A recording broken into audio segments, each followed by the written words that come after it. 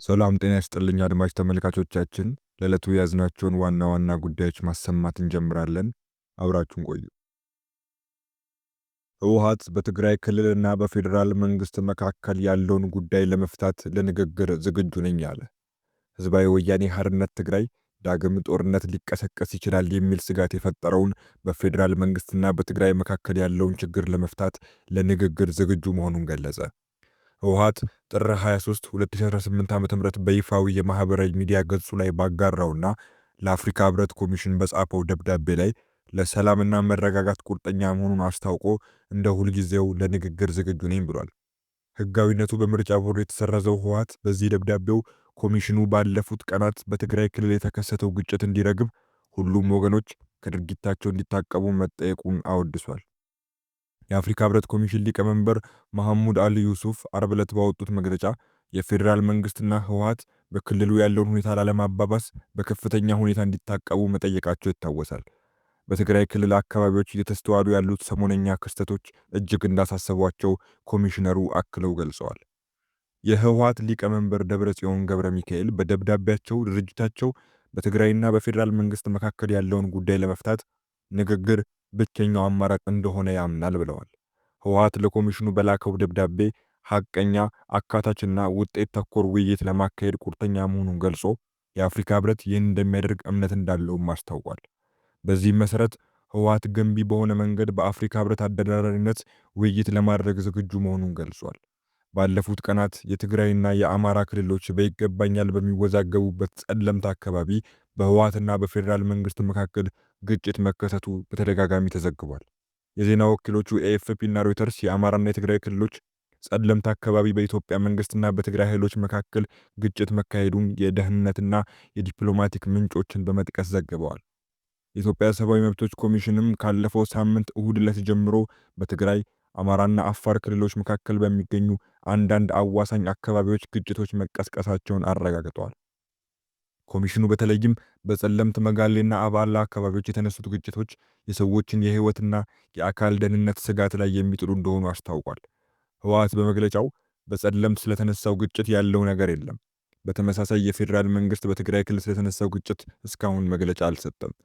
በጸለምት ከተነሳው ግጭት በተጨማሪ አርብ ጥር 22 በትግራይ ክልል ማዕከላዊ ዞን ውስጥ በሚገኙ 2 ከተሞችና 1 ወረዳ ውስጥ አርብ ሌሊትና ቅዳሜ ንጋት ላይ የድሮን ጥቃቶች መፈጸማቸውን ቢቢሲ ያገኛቸው መረጃዎች አመልክተዋል። እንትጮ በተባለችው ከተማ በተፈጸመው የድሮን ጥቃት የአንድ ሰው ህይወት ሲያልፍ አንድ ሰው ደግሞ መቁሰሉን የከተማዋ ፖሊስ ለቢቢሲ ትግረኛ ተናግረዋል። በተያያዘም የቀድሞ የትግራይ ክልል ጊዜያዊ አስተዳደር ጌታቸው ረዳ የሚመራው ተቃዋሚ ፓርቲ ዲሞክራሲያዊ ስምረት ትግራይ ወይም ስምረት ኋላ ቀር ቡድን ሲል የጠራው አካል የአፋር ክልልና ጎንደርን የሚያካልል መጠነ ሰፊ ጥቃት ለማካሄድ የሚያደርገውን ዝግጅት ጨርሶ ተኩስ ከፍቷል ሲል ወንጅሏል። በጠቅላይ ሚኒስትሩ የምስራቅ አፍሪካ ጉዳዮች አማካሪ የሆኑት የአቶ ጌታቸው ፓርቲ ቡድኑ ከባድ መሳሪያዎችን ከቀበረበትና ከደበቀበት በማውጣት ወደ አማራና አፋር ክልሎች እያስጠጋ ነው ብሏል። ይህንን ውጥረት ተከትሎም የኢትዮጵያ አየር መንገድ ከአዲስ አበባ ወደ ተለያዩ የትግራይ ክልል ከተሞች የአየር ማረፊያዎች የሚያደርጋቸውን በረራዎች ከጥር 21 ጀምሮ ላልተወሰነ ጊዜ ማቋረጡ ይታወሳል። ይህ በእንዲህ እንዳለ የተመድ ዋና ጸሐፊ በትግራይ ክልል ወደ ሰፊ ግጭት የመመለስ ስጋት እንዳሳሰባቸው ገለጹ። በኢትዮጵያ መከላከያ ሰራዊትና በትግራይ ኃይሎች መካከል በተፈጠረው ግጭት ምክንያት በሲቪሎች ላይ ሊደርስ የሚችል ተጽዕኖና ወደ ሰፊ ግጭት የመመለስ ስጋት እንደሚያሳስባቸው የተመድ ዋና ጸሐፊ አንቶኒዮ ጉተሬስ ገልጸዋል።